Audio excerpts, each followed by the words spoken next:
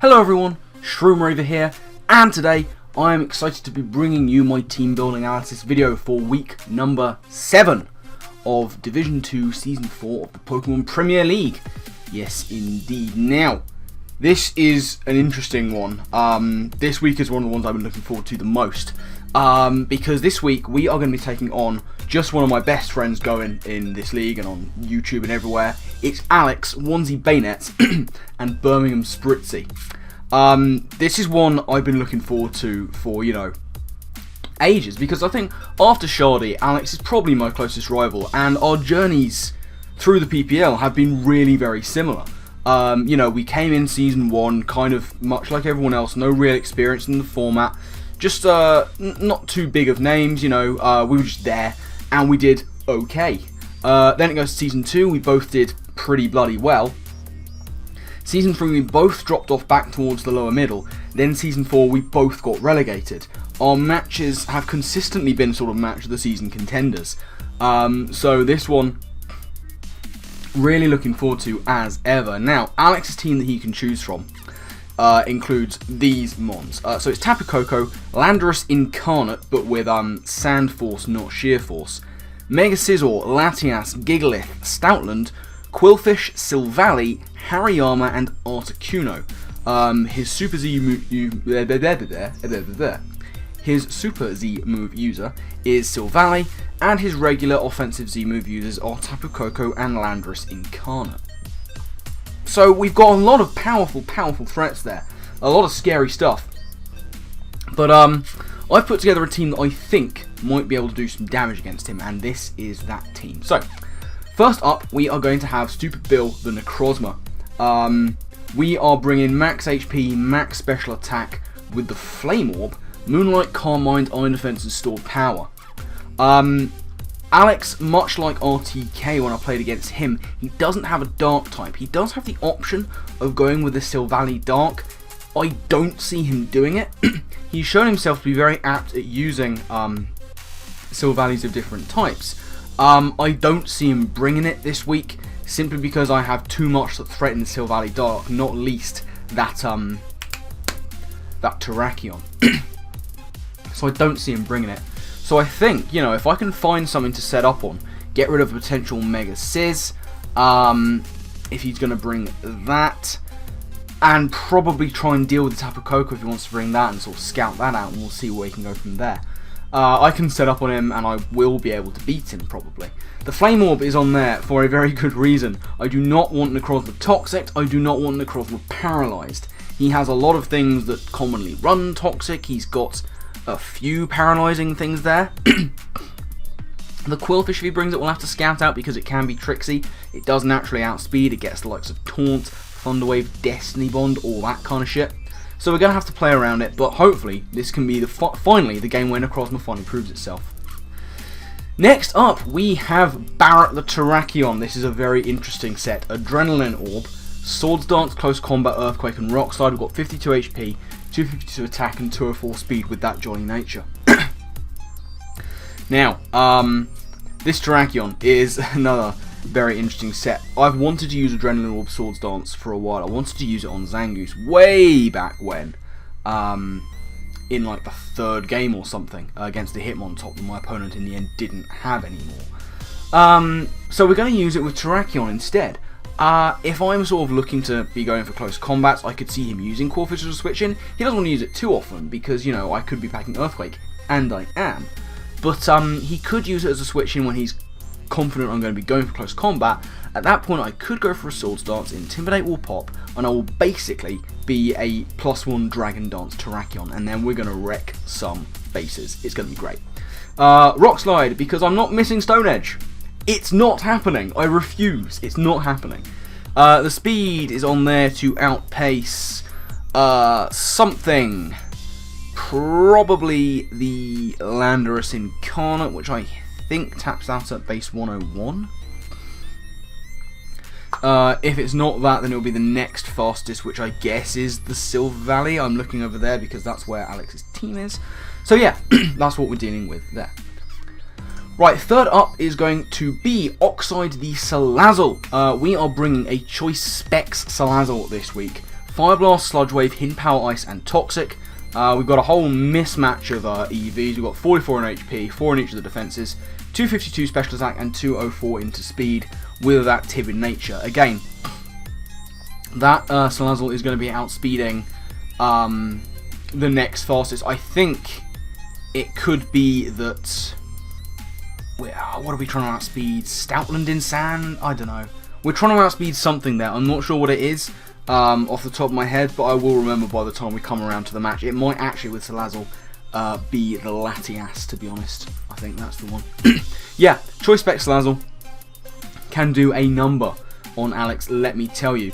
And it sort of nullifies his team through him possibly having Mega Scizor. If he has Mega Scizor, I can probably freely switch in Salazzle almost any time. You know, his dual stabs are very much resisted. And, you know, super power for coverage is resisted. I can bring in Salazzle, tank a hit, and then just threaten something. There is very little on his team that wants to take a Specs Fire Blast. Like, Quillfish will not take it favourably. Gigalith, if he's not in the sand, it won't take it favourably either. Hariyama could be one that he'll want to bring in against it. Latias too. But aside from that, really, Choice Spec Salazzle puts a huge amount of pressure on his team. And I've basically got Toxic on there because there's no other move I want to run. So, you know, if I can get a Toxic on something, so much the better. If he wants to bring in the Quillfish on it, if he wants to, for whatever reason, bring in the Mega Scizor, then I can Toxic them as well, and that's going to be grand. Next up, we have Blue Mountain, the Rocky Helmet Mandibuzz with Overcoat. We've got Foul Play, U-Turn, Roost, and Defog. This is a very physically defensive set with some nominal speed investment, just to outpace anything that might be creeping a non-invested Mandibuzz. Yep, this is basically another kind of nice answer to his physical threats, the likes of that Mega Sizz.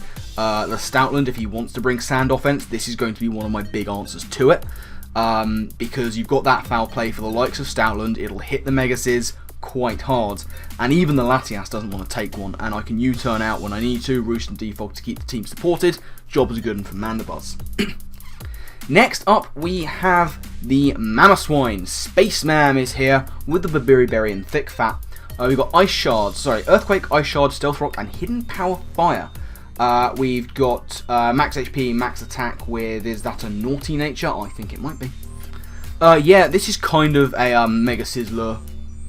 If I can lure him in on the pretense that I'm only going for Earthquakes, he might be Fizz Def, he might be there to tank it, go for a Bullet Punch, I take it with Babiri and knock him down with Hidden Power Fire and essentially just try and keep him down with Hidden Power Fire. Mamoswine, it's a really nice option against most of his team, and I'd like to bring it in an offensive role, but realistically I kind of want, it's going to be doing enough damage with, you know, Max Attack, Positive Nature with Earthquake and Ice Shard. You know, Earthquake's hitting Koko, Gigalith, Quillfish, Ice Shard is hitting Landorus Incarnate, Latias, so just some of his biggest threats basically.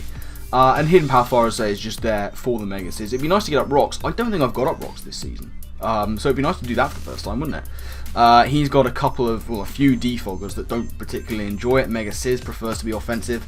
Latias is his best option and kind of does enjoy running Defog. Articuno doesn't want to come in on rocks to Defog away, that's for sure. So, yeah, that's Mamoswine. Final member of the team is going to be Weavenflow the Araquanid. We've got an Assault Vest spread here with the Water Bubble, Infestation, Liquidation, Leech Life, and Poison Jab. 188 in HP, Max Attack, Adamant with 68 in Speed. We're creeping something there. I forget exactly what it is we're creeping. I tend to forget a lot of things that I'm creeping on this team. But yeah, it's going to be an offensive Araquanid as opposed to the defensive one we brought against Ellie and didn't do so well with. Assault Vest Araquanid is very nice against his Latias. Latias is something I don't have an enormous amount for. You know, my Mandibuzz is physically defensive, Necrozma is there and can try and do things against it, but I need to start setting up on it, and that might be difficult depending on his set. Araquanid is a nice answer to Latias. Even if it's packing the Psyshock, Araquanid's got very respectable physical defense that people seem to forget about. I think it's like base 92 or something. So yeah, that's going to be grand, and I can get health back with Leech Life. Liquidation again is a very spammable move. He doesn't have any immunities to it, which is absolutely solid. His only resistances, looking at his team, are Latias and Qwilfish, I think. And Latias does not want to take a liquidation. Qwilfish is the only real problem there. And Mandibuzz can deal with Qwilfish. That's only if it's an offensive Qwilfish. Mandibuzz can deal with Qwilfish all day, every day. With a combination of Rocky Helmet, just roosting up, foul playing when I need to. So yeah, that is going to be the team that I'll be bringing. Looking at Alex's side, it is a quite difficult choice to see what he wants to bring. The ones I'm certain of, Tapu Koko is coming. Mega Scizor just is coming. Other than that, like, I can see Latias. I think he'll probably bring some form of Silvally just to throw me off. Hariyama I would expect to see, if I'm honest. And the last position, like, I'm worried about Landorus Incarnate, and I realise that Mamoswine could put him off, and just the presence of Mamoswine could put him off, but Landorus Incarnate outside of Mamoswine can just do so much damage to my team. And you know, Alex has shown his prowess at using Hariyama defensively and Silvally defensively against specific threats. He brought a Silvally Grass in a defensive role against something, I can't remember what it was. Might have been an Excadrill, but it put in the finest. I could well see him doing that, bringing these kind of things for my Mamoswine so that his Landorus can then go to work. But I also think he's going to be bringing the Qwilfish. I think, you know, that priority Aqua Jet could be really nice against my team. So I'd probably have to put that over the Landorus Incarnate, but it's in the back of my mind, is the Lando. So overall, I would think Koko, Mega Sizz, Latias, Qwilfish, Silvally, Hariyama would be the ones I would expect him to bring. But that Landorus always has a chance of coming. But that is going to be it from this team building analysis video. So thank you all very much for watching. Do hope you've enjoyed. Battle will be going up tomorrow. In the meantime, make sure you head on down into the description, where you will find various links, most importantly to my man Alex, coach of Birmingham Spritzee. Do make sure you go and check him out. He is just one of the nicest guys I know. He's a very good friend of mine. His content is fantastic. He's a great narrator. He's got a fantastic personality, and he's very entertaining with his various voices and characters and stuff that he does. So that's something that you should do. I'm sure there will also be links to the PPL Discord server and the PPL shop, where you can buy merchandise from Parasect Germain and all your other favourite teams. So make sure you check them out as well. But yeah, I'm getting out of here. I've rambled on for far too long, so my final thank you to you all for watching, and I guess with that, I'll see you next time. Laters.